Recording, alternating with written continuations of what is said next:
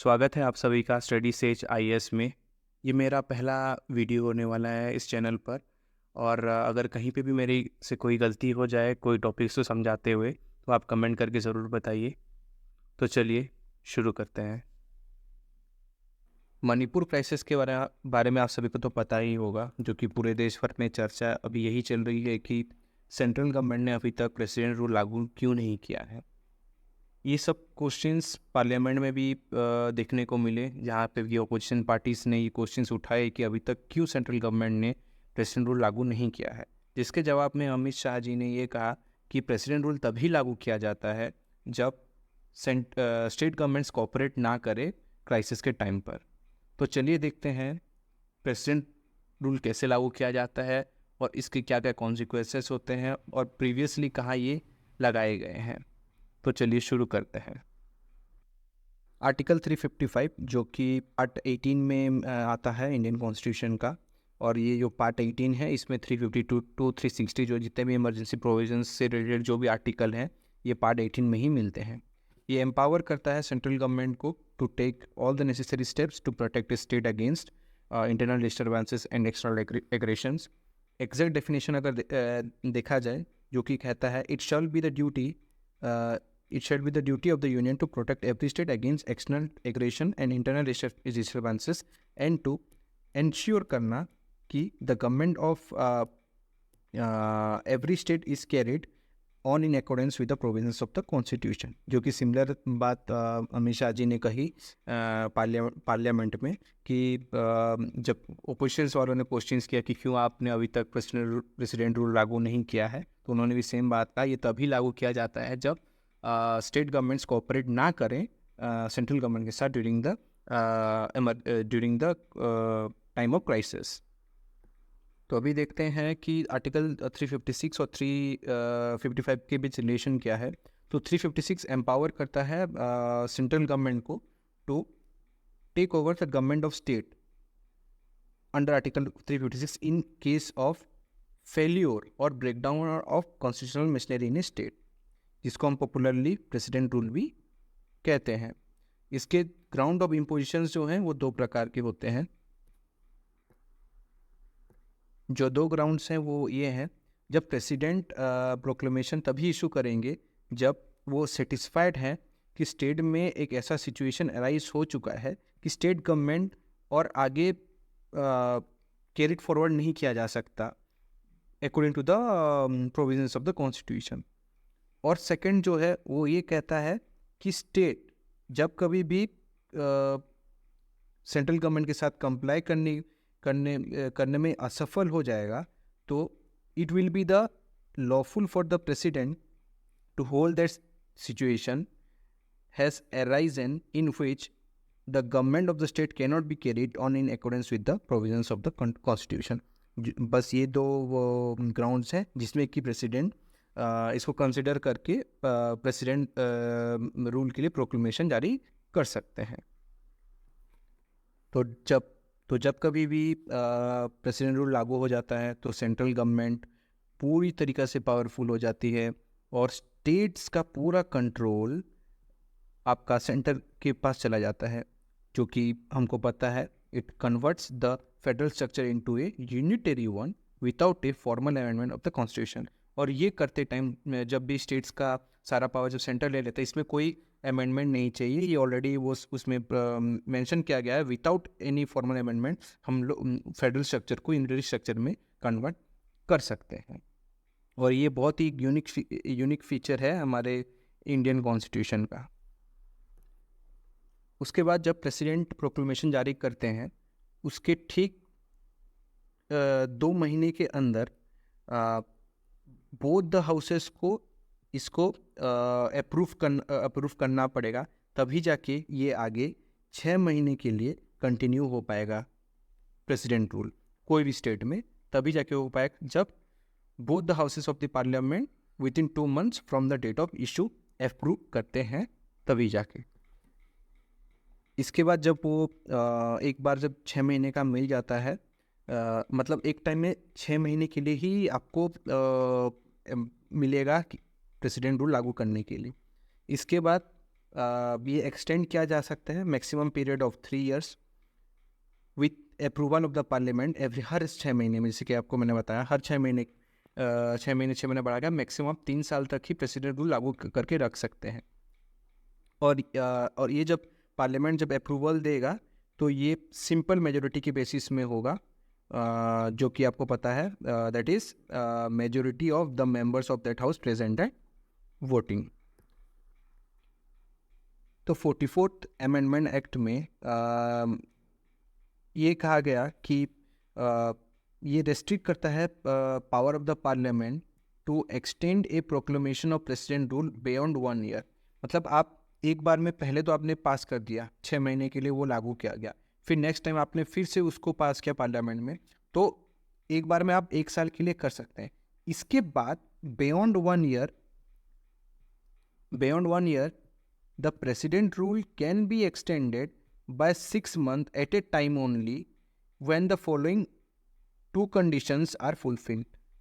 2 conditions जो अभी मैं आगे बताऊंगा वो अगर फुलफिल हुए तभी जाके फिर 1 साल के बाद हर 6 महीने के लिए ये आप इंक्रीज कर सकते हैं। लेकिन जब फर्स्ट इंस्टेंस में विदाउट एनी कंडीशंस आप 1 साल तक प्रोक्लेमेशन आगे बढ़ा सकते हैं। 1 साल के बाद आपको 2 कंडीशंस को चेक करना पड़ेगा, अगर वो फुलफिल होते हैं आइदर, मतलब दोनों तो नहीं, मतलब आइदर एनी ऑफ द 2 में कोई भी अगर होता है तो आप नेक्स्ट 6 मंथ के लिए फिर से आप प्रेसिडेंट रूल बढ़ा सकते हैं एक स्टेट में। तो पहला जो कंडीशन है वो ये कहता है कि ये तभी हो सकता है अगर नेशनल इमरजेंसी इन ऑपरेशन है इंडिया की होल इंडिया में, या फिर any part of the state में अगर नेशनल इमरजेंसी डिक्लेयर किया गया तो ये केस में हो सकता है।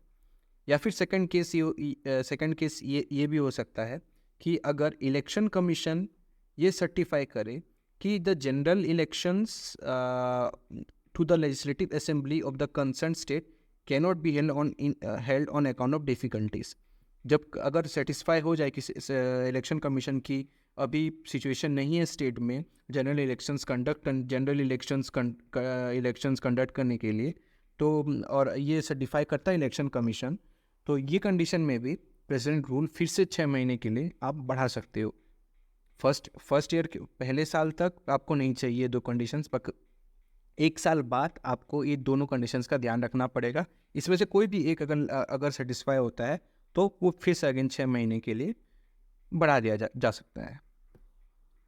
अब देखिए प्रोक्लेमेशन रिवोक कैसे होता है। रिवोक नॉर्मली प्रेसिडेंट कोई भी टाइम में एक सब्सिक्वेंट प्रोक्लेमेशन पास करेंगे कि आज से अभी से इस स्टेट में आपका एमएलसी प्रोविज़न सीज होता है, तो उसके बाद से वो बंद हो जाएगा। नॉर्मल जो भी आपका जैसे चलता है वो आगे कंटिन्यू होगा।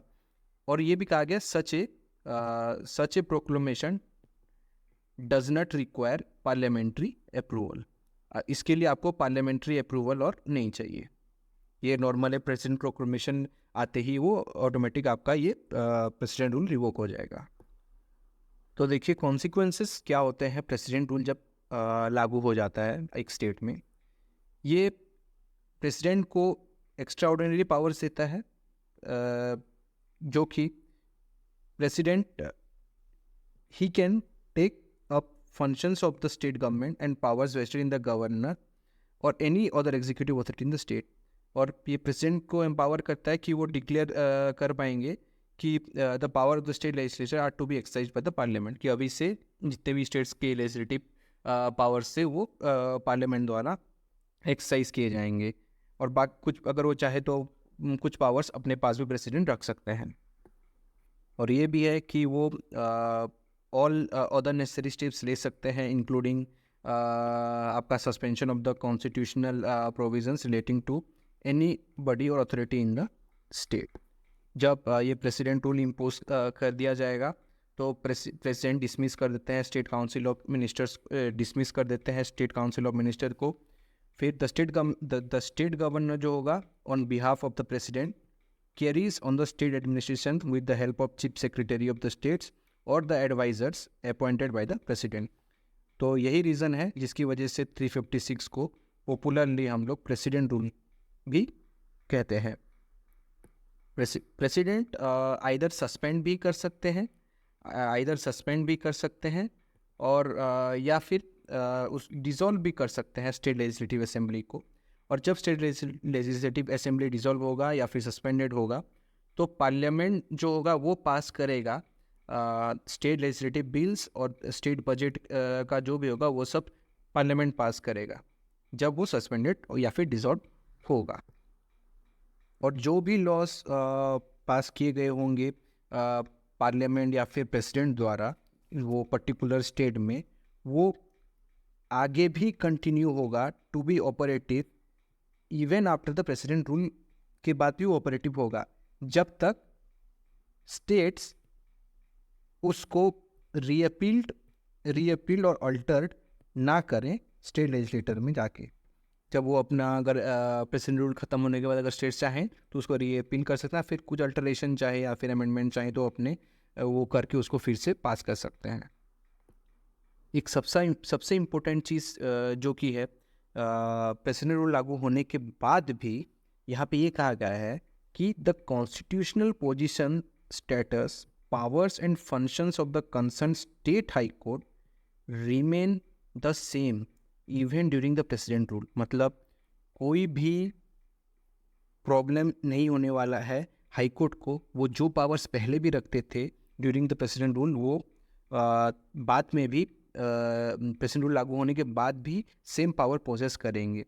लाइक खाली लेजिस्लेटिव और एग्जीक्यूटिव बॉडी में जो भी पावर्स होंगे वो सेंटर के पास चले जाएंगे, लेकिन जुडिशियरी में कोई भी चेंजेस नहीं होंगे ड्यूरिंग द प्रेसिडेंट रूल।